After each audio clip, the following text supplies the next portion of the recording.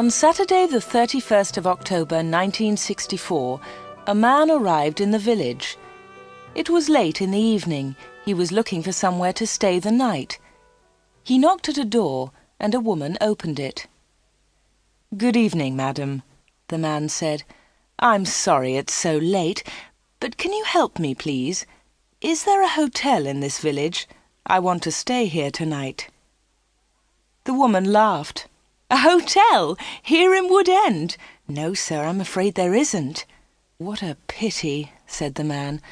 "I'm a stranger here, and I want to see your village tomorrow." The stranger was very polite. He was tall and had dark hair, and he had strange green eyes. "Perhaps Mrs. Harrison can help you," the woman said. "She has a room. Perhaps you can stay with her. Wait a minute, I'll get my coat and I'll take you there." The woman took the stranger to Mrs. Harrison's house. Mrs. Harrison gave him a room for the night. He was very glad. It was the last night of October, and it was cold. The next day was Sunday. The man looked round the village. He was very interested in the history of the village. He met some of the villagers and asked them their names. But he did not visit the church. That was unusual. The church in Wood End was the most beautiful building in the village. But the stranger was not interested in it. He did not go to church that night with all the villagers. It was the first Sunday evening of November. When the villagers came out of the church, the man had gone. They had all liked him. The ladies had thought he was very good-looking. A few weeks later he came back. It was the first Sunday in December. The villagers were coming out of church. It was cold and dark. "Hello," he said. "I'm back again. It's nice to see you all once more." His next words surprised everyone. "Perhaps you can help me," he said. "I'm looking for a house. I want to buy a house here." "Here?" someone said. "But why here? There's no work in Wood End for a young man. All the young people leave the village. They find work in Lydney, the nearest town." "I'll get a job somewhere," the stranger said. "Perhaps in Lydney."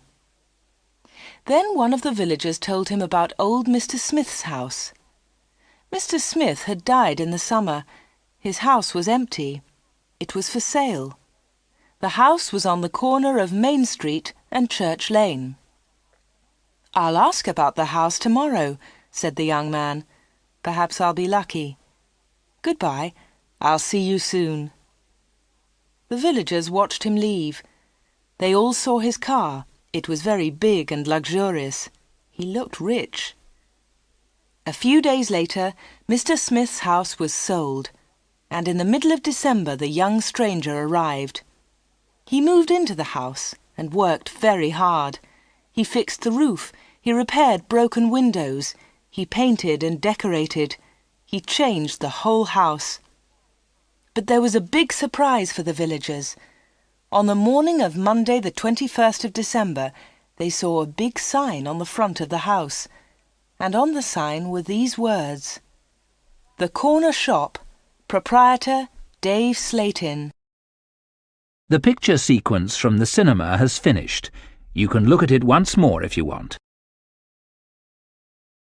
The villagers could not believe it. A shop in Wood End. Everybody talked about it. There was once a shop in Wood End, but it had closed 20 years ago. Some people wanted the shop, but others did not. The villagers met in the evening in the village hall. Everybody was there. Everybody was interested in the new shop. "The corner shop is a good idea," someone said. "We need a village shop. We won't need to go to Lydney." Then Mrs. Harrison spoke. She liked the stranger, Dave Slatin. "I agree," she said. "A village shop is a good idea. It's too quiet here. Wood End needs a shop." "Nonsense," said Miss Brown. She was the village school teacher. "Lydney is not far away. There are lots of shops there." Soon everybody was shouting. Then Mr. Hart spoke. He was a very big man with a loud voice. Listen, everybody, he shouted. We've never had trouble in this village before. We've always been quiet and happy. Now this shop is causing trouble. Let Mr. Slayton speak, someone said. It's his shop. Let him speak. Ladies and gentlemen, said Dave Slayton, I don't want to cause any trouble. I'm still a stranger in your village. But I want to be one of you. I want to be your friend. I like the people of Wood End. He smiled, and a few people clapped. They liked him. The corner shop will sell lots of things, he went on. It will sell food and things for the house. Everything will be cheap, I promise. Everybody was listening carefully. And I have another idea, he continued. I'll sell village products. What do you mean by village products? Asked Miss Brown. I'll tell you, Miss Brown, he said.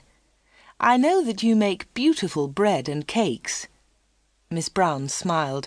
Yes, she did make bread and cakes. Everyone knew that. And you, Mr. Hart, I've seen your flowers. You grow beautiful flowers. Now Mr. Hart smiled. Yes, his flowers were beautiful. Everyone knew about them. And Mr. Everett makes pots, someone said. And Mrs. Davis makes dolls, said another voice. And I do paintings of the village, said old Miss Lucy Gray. Yes, said Dave, you can all do something. You villagers are clever. You make lots of things. We can sell them to the tourists. In the summer, Wood End can make a lot of money. But what about the money? Said Mr. Hart. How will you pay us? That's a good question, said Dave. And here's the answer. You'll bring your things to me, and I'll sell them for you. I'll keep some of the profit. You'll have the rest. What a good idea, said Miss Brown. Yes, I agree, said Mr. Hart. All the villagers agreed. Everyone in the village was happy with Dave Slayton's plan. The corner shop opened on Monday the 4th of January 1965. Soon the shop was busy and Dave needed an assistant. The new assistant in the corner shop was Anna. She started work in late January.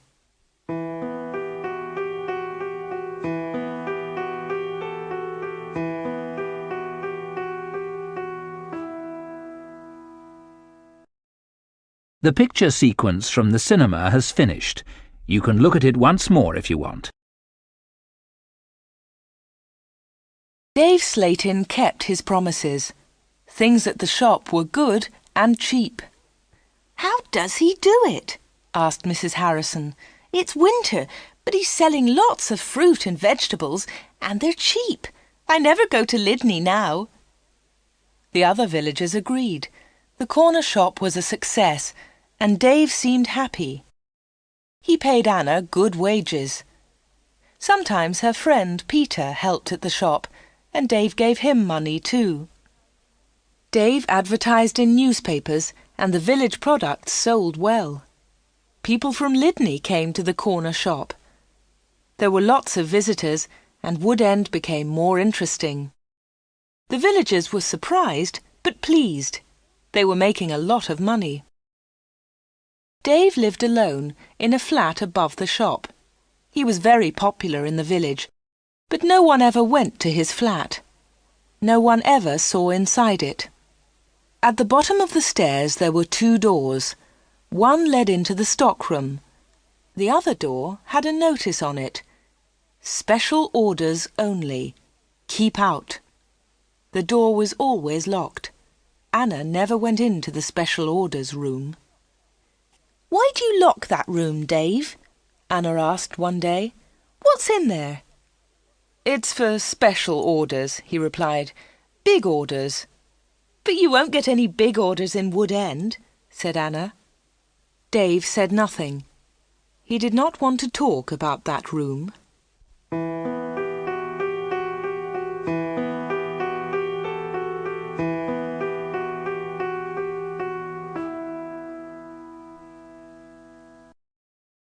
The picture sequence from the cinema has finished. You can look at it once more if you want.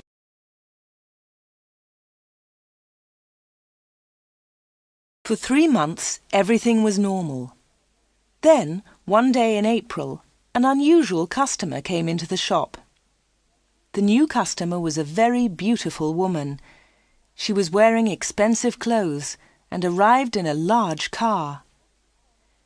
"Is this the corner shop?" the woman asked. She looked round and seemed a little surprised. "Yes," replied Anna. "This is the corner shop. It's the only shop in the village." "I'm looking for Mr. Slayton, the owner of the shop," said the woman. "I think he's upstairs," said Anna. "I'll go and get him. Does he know your name?" "Yes, I think so," was the reply. "Tell him—" The woman stopped.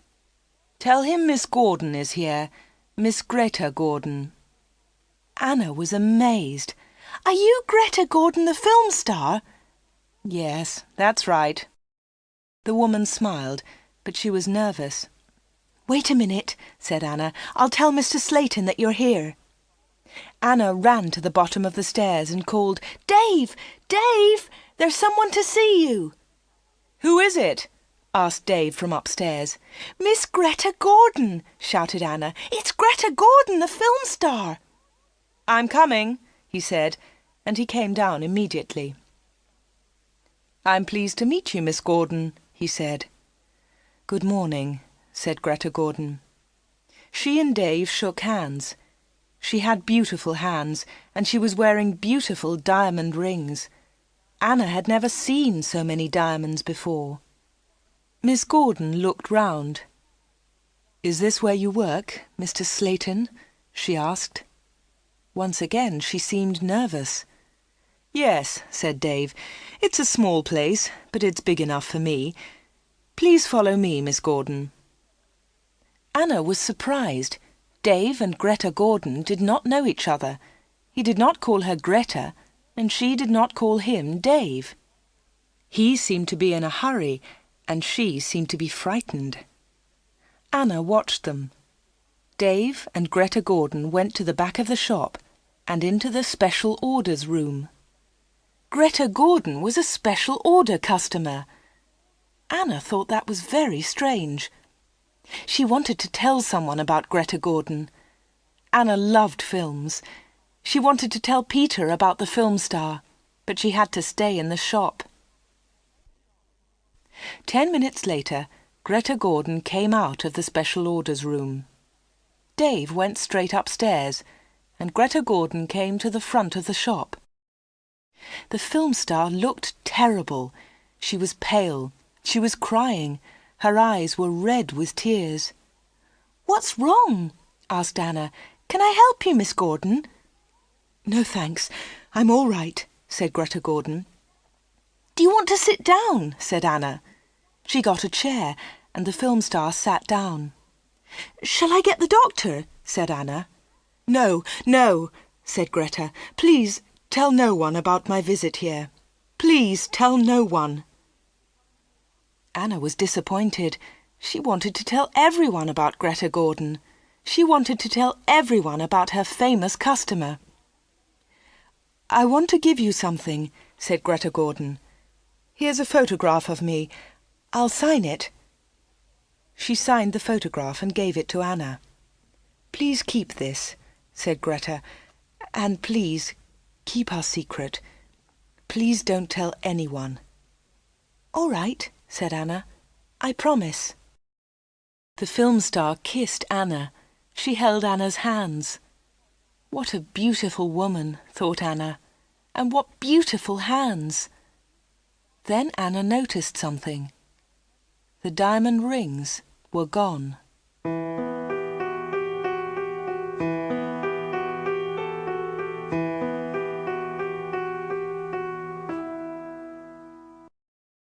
The picture sequence from the cinema has finished. You can look at it once more if you want.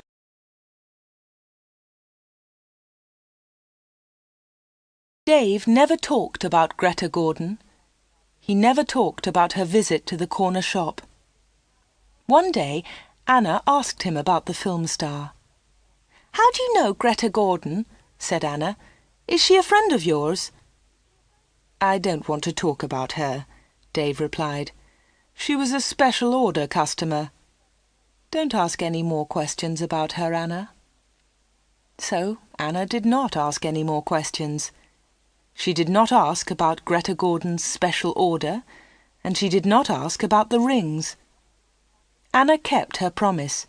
She never told anyone about the film star. Soon it was spring. Anna and Dave were busy.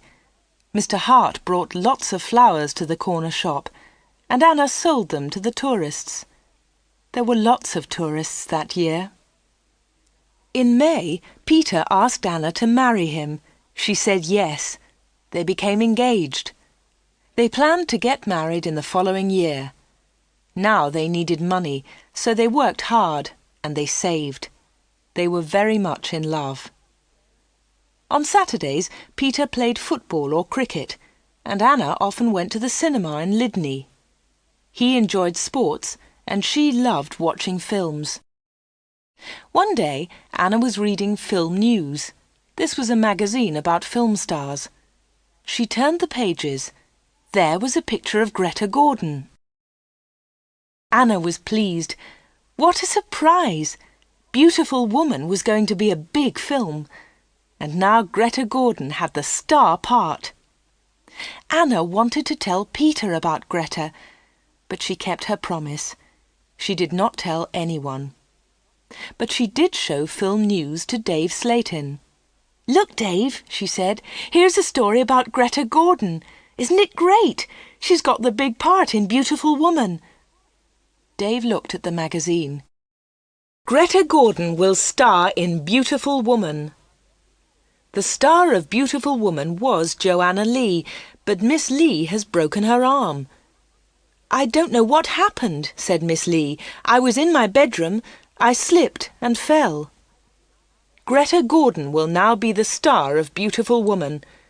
"I'm so lucky," Greta told us yesterday. "I've always wanted the part. I can't believe it."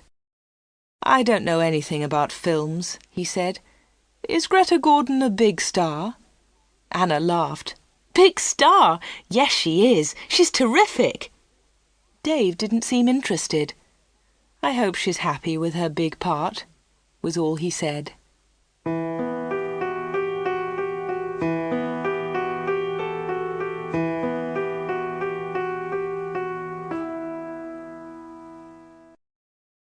The picture sequence from the cinema has finished. You can look at it once more if you want. Summer tourists were arriving in Wood End. The weather was beautiful and the shop was doing well. But Anna was not very happy. She often thought about Greta Gordon's visit. Why had she come to see Dave? What had happened to the diamond rings on her fingers? There was another problem. Anna loved Peter and she was going to marry him. But she liked Dave too. Dave was older, but she liked him. All the women liked him. But Anna was very close to him all day. In the daytime, Anna was with Dave. In the evening, she was with Peter. Anna was living two lives. One life was with Dave, the other life with Peter. Then one Friday, Dave surprised Anna. "What are you doing tomorrow?" he asked her. "Would you like to spend the day with me? We can go anywhere you like. We can go in my car." "I'm sorry, Dave," said Anna, "but Peter wouldn't like it." "Don't be silly," said Dave. "We won't go far. I'll close the shop at lunchtime and we can go to Lydney." Anna wanted to go with Dave, but she was worried about Peter. "Don't worry about Peter," said Dave. "He's always busy on Saturday." Anna thought for a moment. "All right," she said. "You take me to the best cinema and to the best restaurant. Then I'll come with you." "Of course," laughed Dave. "Anything you want, Anna." So the next afternoon, Dave and Anna went together to Lydney. They had a good time. Dave bought Anna a new, expensive dress. Then they went to a cinema and afterwards to a restaurant. Peter played cricket that Saturday. He never knew about Anna's day with Dave. He was playing in another village and returned to Wood End very late. Dave and Anna were also very late. Dave stopped his car near the corner shop. The night was warm. "Thanks, Dave," said Anna. "It was a lovely day." "I enjoyed it too," said Dave. He put his arm round her shoulders and kissed her. It was a quick kiss, but for Anna, it was wonderful.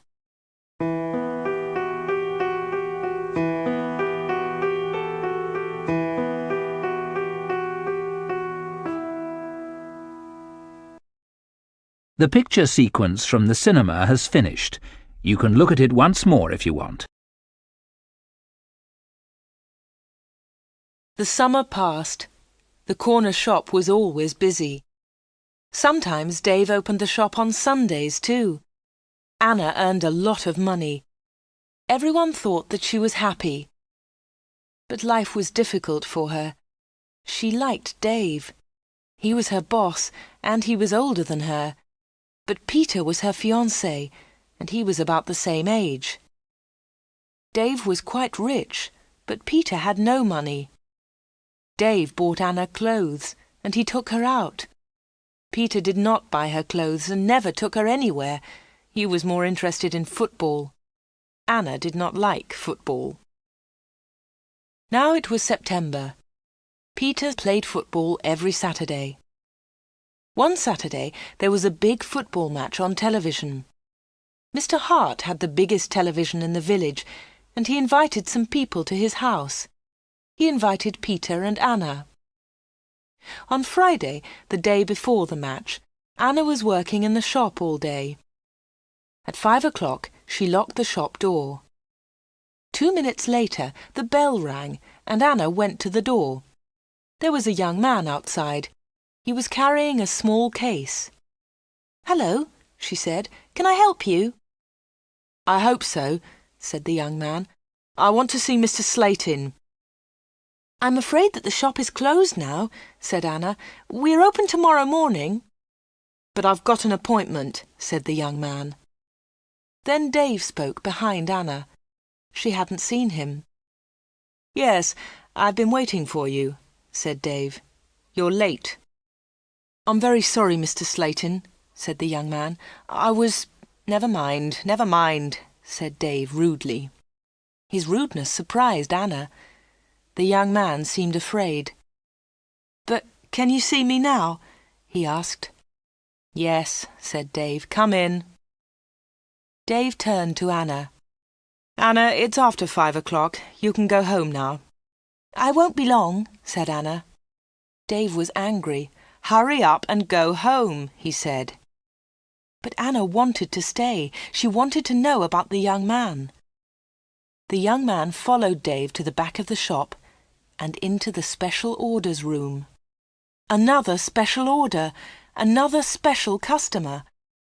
Anna waited. But soon it was 5:30. Anna put her coat on and left the shop. She closed the door very loudly. Then she went round the corner and waited. Soon there was a noise. The young man was leaving the shop. Anna could not see him, but she could hear him. He was speaking to Dave. "Are you sure?" said the young man. "What do you mean?" asked Dave. "Is this the only way?" said the young man. "Yes, it is," said Dave. "Don't worry, everything will be all right. Goodbye." Anna heard the shop door close. She came round the corner and saw the young man. He was walking quickly to his car. Anna noticed immediately that he was not carrying his case. She followed him. "Excuse me," she said, "you've forgotten something. You've left something behind." The young man turned round. Anna stopped. Suddenly she was frightened. The young man's face was white. It was white with fear. "Please go away," said the young man. "Leave me alone. I want to go home. Leave me alone." He got into his car and drove off. Anna stood in the street and watched him. She was thinking. Why had the young man come to the corner shop? What was his special order? And why had he left his small case with Dave's slate in? The picture sequence from the cinema has finished. You can look at it once more if you want.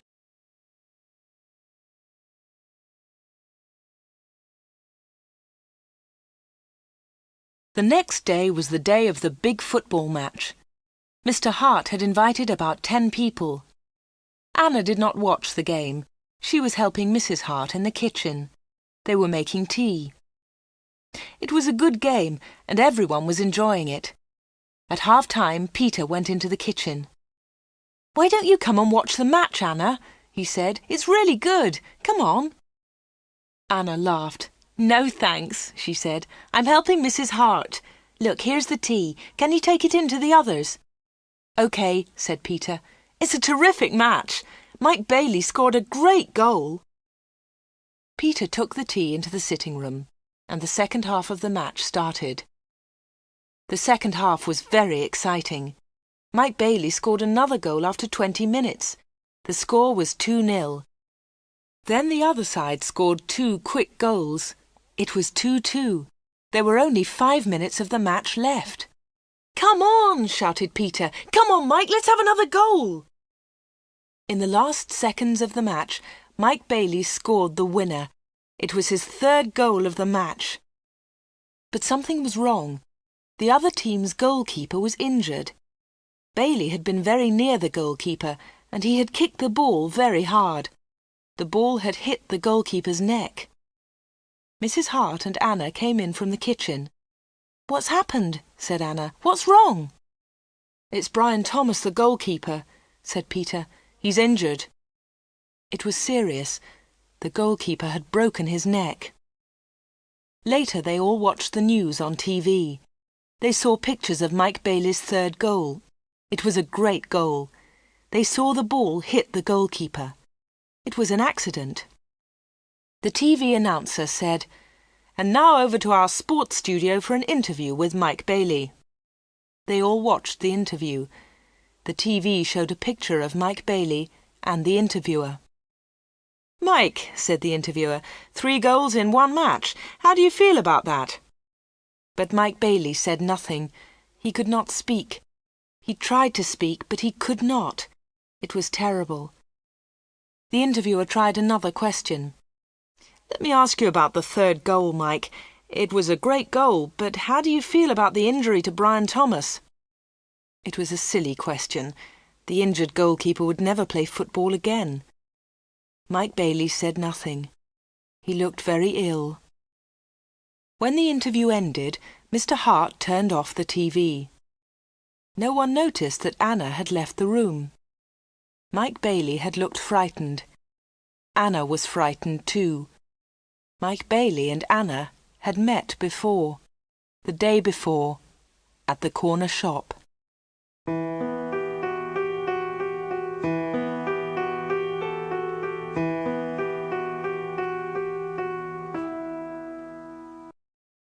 The picture sequence from the cinema has finished. You can look at it once more if you want. Anna did not know what to do. She was only 17, but sometimes she felt much older. She wanted to ask Dave about Mike Bailey and Greta Gordon. She wanted to know about special orders. She decided to wait. One day, Dave and Anna were alone in the shop. "How's Peter?" asked Dave. "He's fine, thanks," said Anna. Dave smiled. "Is he still playing football?" "Of course he is," said Anna. Dave laughed. "You don't see him very much, do you, Anna?" "I see him 3 or 4 times a week," said Anna. "What about weekends?" Dave asked. Anna replied quickly, "I don't see him much at weekends. He plays football then." "When are you getting married?" asked Dave. "I don't know," she replied. "We haven't decided yet. Perhaps next year." "That's a long time." Dave smiled at Anna. Anna felt afraid. She also felt excited. She didn't know why. "Sometimes you're bored, Anna, aren't you?" said Dave. He looked into her eyes. "Yes," said Anna, "that's true." "Why don't you come away with me for a weekend?" said Dave. "We can go to London." A weekend in London! Anna had only been to London once for a day. Anna was excited, but she was also afraid. "I don't know," she said. "I must think of Peter." "Oh, forget him," said Dave. "He'll never know. Come with me and we'll go to the best shops. We'll go to the best cinema. Will you come with me?" Anna said nothing. Suddenly she had an idea. She looked at Dave. "Perhaps I'll come with you," she said. "Good," said Dave. "That's great." "But first," said Anna, "I want to ask you something." "What do you want to know?" he said quietly. "I want to know about your special orders." "Very clever," said Dave. "You're a village girl, but you're very clever, Anna." "Village girls aren't stupid," said Anna. "Now tell me about your special orders, then I'll come to London with you." Dave was angry. "One question. You can ask me one question," he said. Quickly, Anna asked, "Why do people come to you? Why—" "One question! Only one!" shouted Dave. "All right," said Anna, "but don't shout. Tell me, why do people come to see you?" Dave thought about his answer. He spoke quietly. "They come for help," he said. "They need help, and I sell help to them. That's all." Anna didn't understand. "What sort of help?" she asked. "One question!" shouted Dave. "I've answered your question." Anna said no more. She and Dave had made an agreement. Anna had asked her question. Dave had answered it. Dave had invited Anna to London for the weekend, and Anna went with him.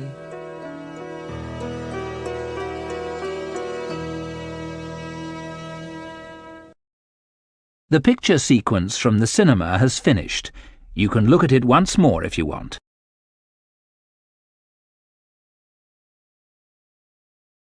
Anna enjoyed the weekend. They arrived in London late on Friday evening and stayed at a big hotel. On Saturday they went shopping, and in the evening they went to a cinema. On Sunday they went to a park. They came back to Wood End on Sunday evening.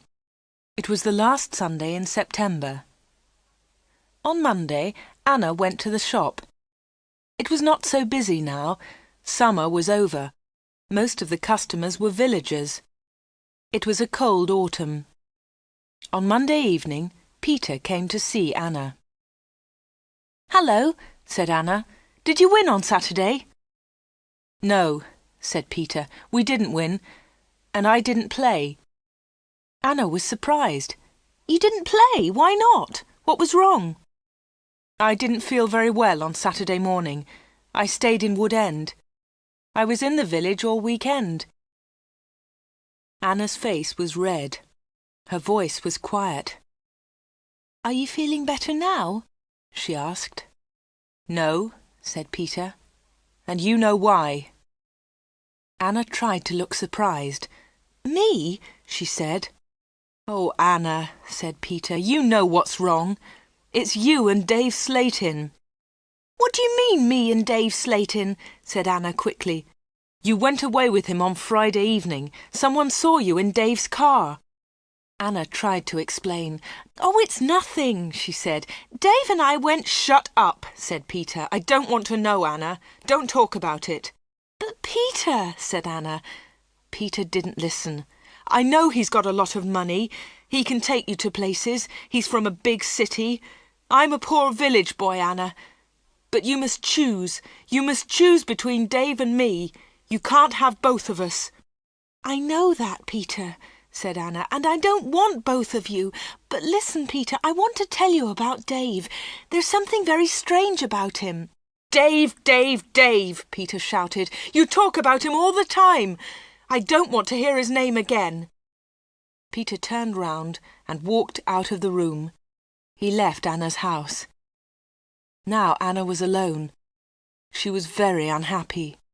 She wanted to talk to Peter. She wanted to tell him about Dave. She wanted to tell him about Greta Gordon and about Mike Bailey. But Peter had left her.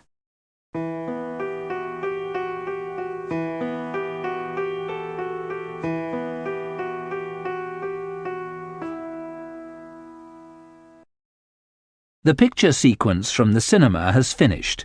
You can look at it once more if you want. It was October. It was cold and wet. Anna was not very busy at the shop. She was very unhappy. She was a different girl. She seemed older. She didn't go out much. She looked ill. Most of the villagers knew that Anna had quarrelled with Peter. They also knew that she had been to London with Dave. But no one was able to help Anna. She did not talk to anyone. Before, she had been a happy, smiling girl. Now she was sad and lonely. She went to the shop every day. She was waiting for another special customer.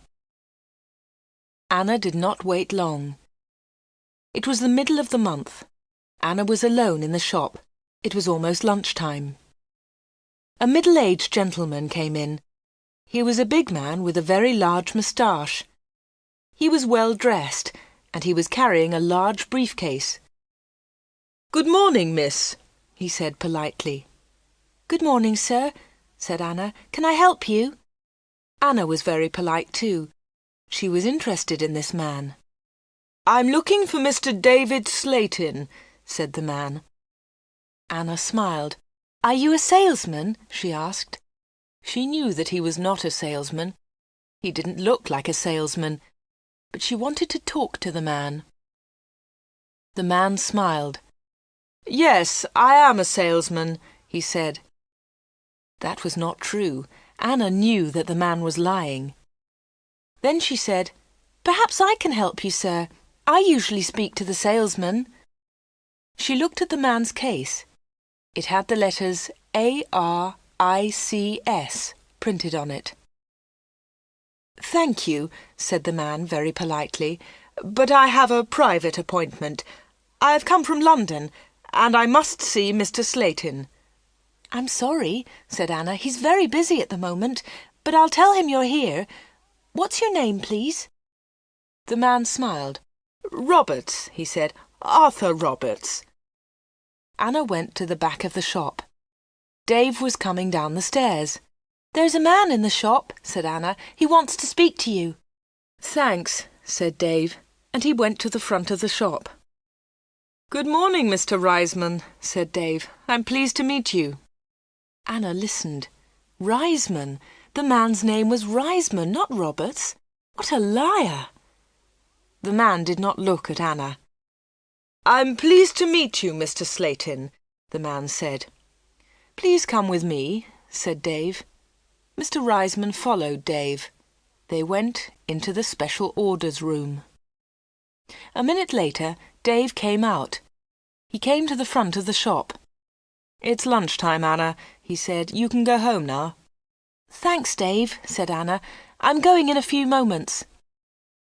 Dave went back to the special orders room. Anna did not leave the shop. She waited. Anna wrote down the letters ARICS. She understood AR, Arthur Reisman, but she did not understand ICS. At 1:30, Anna heard noises. Mr. Reisman was leaving. Dave was talking. "Thank you, Mr. Reisman," said Dave. "And thank you," said Mr. Reisman. "You have helped me a lot." "Good," said Dave. "Goodbye, Mr. Reisman. My assistant isn't in the shop, but you can open the door. Goodbye." Dave went upstairs, and Mr. Reisman came into the front of the shop. Anna was sitting quietly in a corner. "Oh," said Mr. Reisman, "I thought you had gone home." "No," she said. "I decided to have lunch in the shop today." Anna and Mr. Reisman looked at each other. They didn't like each other. There was silence. Anna spoke first. "Would you like to buy some bread, Mr. Roberts?" she said. "Reisman, my name is Reisman," said the man. Anna smiled. "I'm so sorry," she said. "Would you like to buy some homemade bread, Mr. Reisman?" "It looks delicious," said Mr. Reisman. He was very polite again. "Yes, I'll take some, please. My wife will love it." "Here you are," said Anna. She put the bread in a bag. Then she said, "You can put it in your briefcase." "My briefcase?" said Mr. Reisman. "I haven't got a briefcase." "I think you've forgotten it," she said. "I'll go and get it for you." Anna moved towards the back of the shop. Mr. Reisman stepped in front of her. He held her wrists. He was very strong. "Listen to me," he said. "I don't want that briefcase. Leave it there." "All right," said Anna. "Please let me go. You're hurting me." Mr. Reisman let go of Anna and turned towards the door. He left the shop hurriedly. He hadn't taken his bread with him. Anna watched Mr. Reisman leave. Her hands were still hurting 5 minutes later.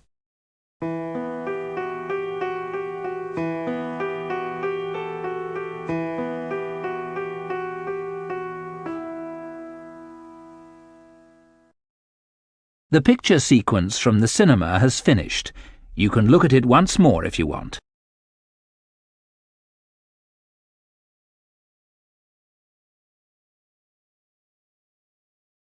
Anna waited for some news about Mr. Reisman. She remembered Greta Gordon. The film star had visited the corner shop. Later there was news about her in a magazine. Mike Bailey had visited the corner shop too. Later there was a lot of news about him on TV. And now Mr. Reisman had visited the corner shop. Anna was waiting for some news about him. All 3 visitors had been special customers. They had all seen Dave. They had all been in the special orders room. And they had all left something with Dave. Greta Gordon had left her diamond rings. Mike Bailey had left his case. Mr. Reisman had left his briefcase. Anna wanted to find out more about the 3 special customers. She thought about Mr. Reisman.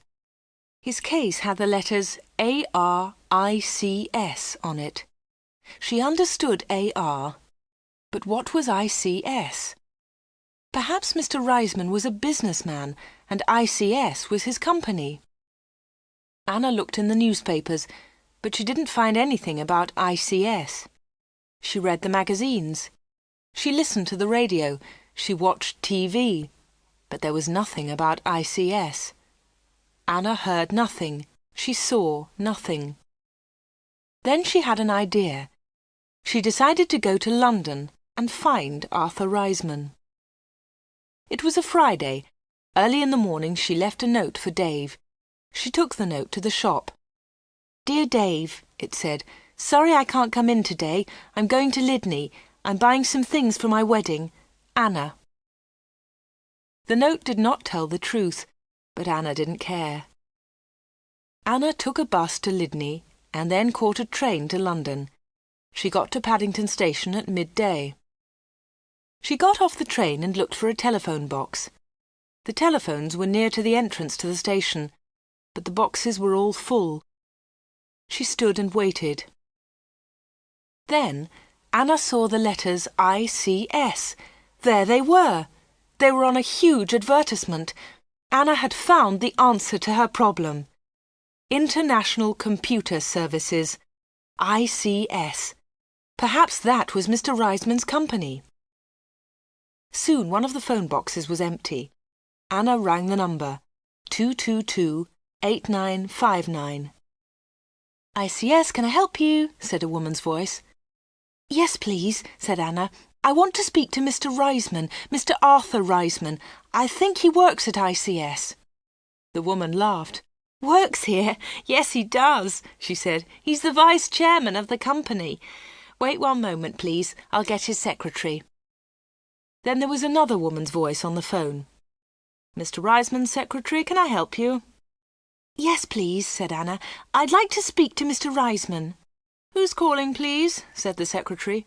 "Mr. Reisman doesn't know my name," Anna replied. "Is Mr. Reisman expecting your call?" the secretary asked.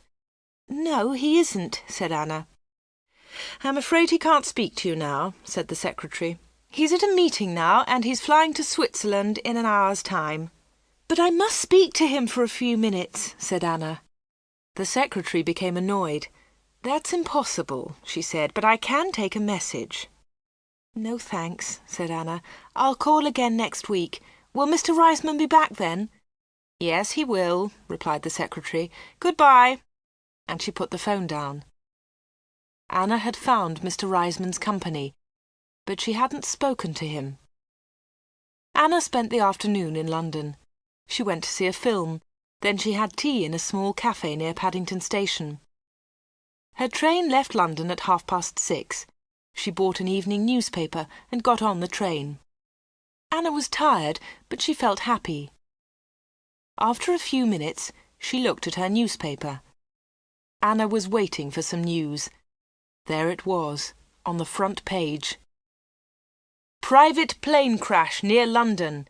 6 dead, all from ICS. 6 people were killed this afternoon in a plane crash at Enfield near London. The plane was flying to Switzerland. The passengers were all from International Computer Services, ICS. Among them was Mr. Alfred Gluck, the chairman of ICS. Mr. Arthur Reisman, vice-chairman of ICS, told us, 'I'm lucky to be alive. I was at a meeting today. The meeting went on for a long time, and I didn't catch the plane.' Mr. Reisman will probably be the new chairman of ICS.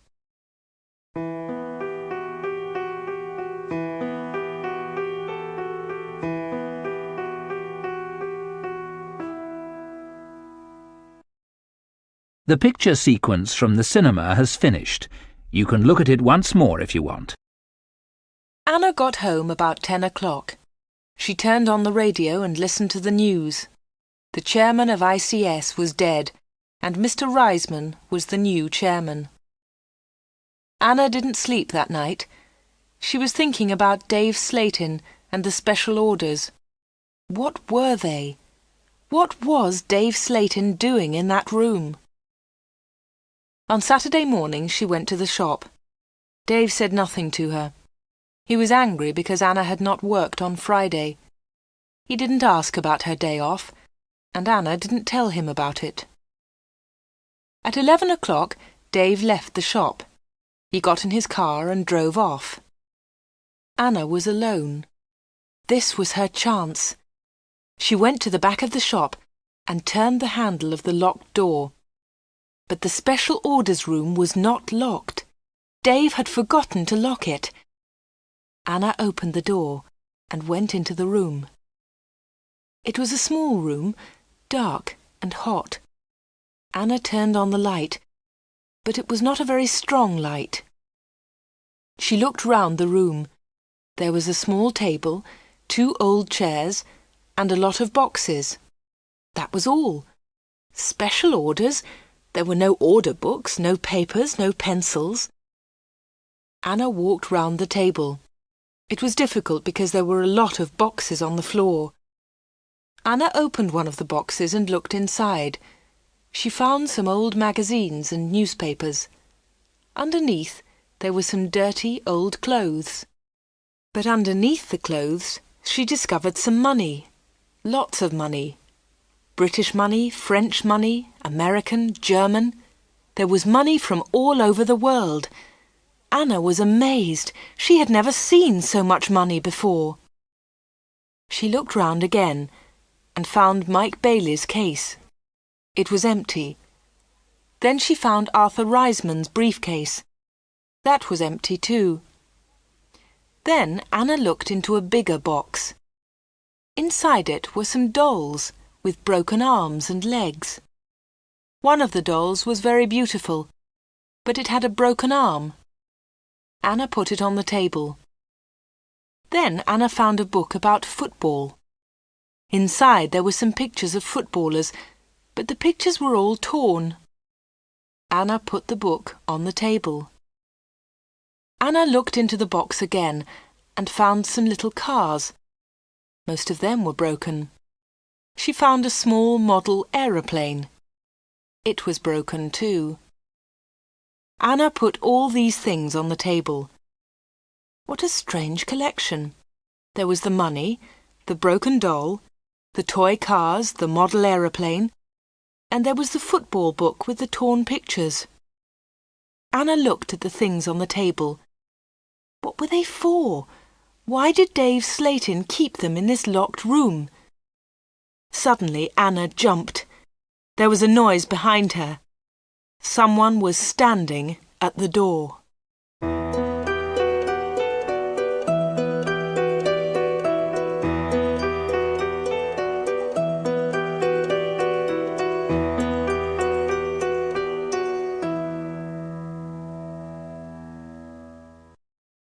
The picture sequence from the cinema has finished.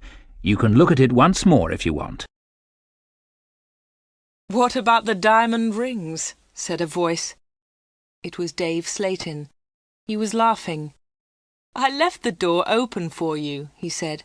"I wanted you to go into this room this morning." Anna was frightened, but she tried not to show her fear. "You haven't found the diamonds," Dave said again. Anna remembered Greta Gordon's diamond rings. Were they in this room too? "Here," said Dave. He came into the room and picked up an old box. He took out the rings and threw them on the table. "They aren't yours," said Anna. "They belong to Greta Gordon." "They belong to me," laughed Dave. "She gave them to me." "But why?" asked Anna. "Why? Why did Greta Gordon give you those diamonds? And all this money? Who gave you the money?"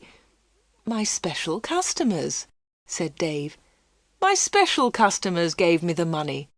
It's mine now." "Mike Bailey and Mr. Reisman gave you all this money?" asked Anna. "Yes," said Dave. "You have seen some of my special customers, not all of them." "But why do they come?"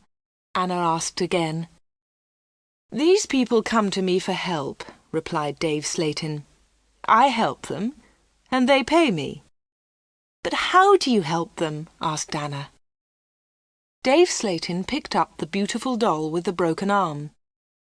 "Do you remember Joanna Lee?" he asked Anna. Anna thought for a moment. "Joanna Lee?" she said. "Yes, of course I remember her. She's the actress who broke her arm. Greta Gordon got her part." "That's right," said Dave Slayton. "This doll is Joanna Lee." Anna felt more afraid. What kind of man was Dave Slayton? Dave Slayton pointed to a torn photograph in the football book. "Who's that, Anna?" he asked. Anna remembered the face. She had seen it on TV. "Brian Thomas," she replied. "He's a goalkeeper." "He was a goalkeeper," said Dave Slayton. Anna was terribly frightened now. Dave Slayton was an evil man. Dave Slayton moved close to Anna. He picked up the broken aeroplane. "And what do you think this is?" he asked Anna. Anna knew the answer, but she was too afraid to speak. Dave Slayton took Anna's arm and held it tightly. Anna tried to move away. Dave Slayton laughed and held Anna more tightly. "Listen, Anna," he said quietly. "I want you. I need you. Marry me, Anna. Don't marry Peter. Marry me." "No, no," she cried. "Let me go! Let me go!" "But Anna, you still don't understand," said Dave Slayton. "I have strange powers. I can give you everything you want." He looked into Anna's eyes. "And my children will have these powers too," he continued. I will give you money and diamonds, and you, Anna, you will give me children." Anna was terrified now. She kicked Dave Slatin very hard, and he let go of her hand. Anna moved quickly. She ran out of the special orders room, through the front of the shop, and out onto the street. She ran all the way home.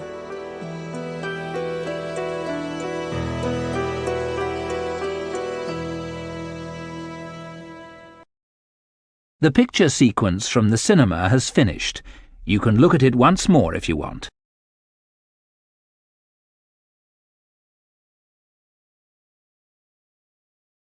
When Anna got home, she felt terrible and went to bed. In the evening, Peter came to see her, but Anna was ill in bed. "I'll come and see Anna tomorrow," Peter told Anna's mother. Again, Anna did not sleep all night. The next day, Sunday the 31st of October, was a terrible day for Wood End. Anna stayed in bed. She had a fever, and her mother phoned the doctor. The doctor came immediately. "Anna's very ill," said the doctor to Anna's mother. "I'm worried. I don't know what's wrong with her. I'll come back again tonight." That afternoon, Peter came to Anna's house. He tried to speak to Anna, but she was too ill. He sat quietly beside her bed. At about 7 o'clock, Peter heard shouting in the street. He went to the window and looked outside. People were running and shouting, "Fire! Fire! Fire! There's a fire at the corner shop!" Peter ran out of Anna's house and into the street. There was a big fire on the corner. The shop was in flames. Nobody could see Dave Slatin. "His car's here," said Mr. Hart. "Dave must be inside." Then the villagers saw him. He was standing at an upstairs window. "Jump, Dave!" they shouted. "Jump! Save yourself!" But Dave did not move. He was standing at the window, and he was laughing. Some of the women in the street started screaming. Mr. Hart tried to run into the shop, but the others pulled him back. Flames were leaping up from the shop. The flames reached Dave Slatin. The villagers saw that he was still laughing. That was the last time they saw him. The flames hid him completely. No one was able to save him, and no one ever saw him again.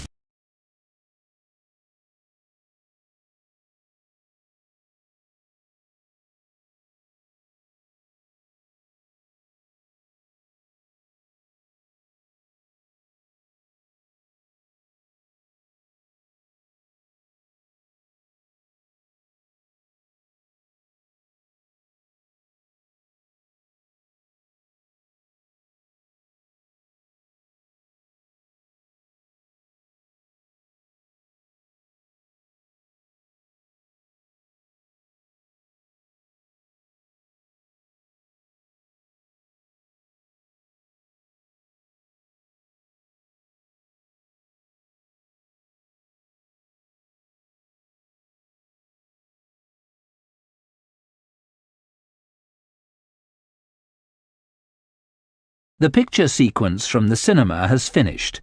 You can look at it once more if you want.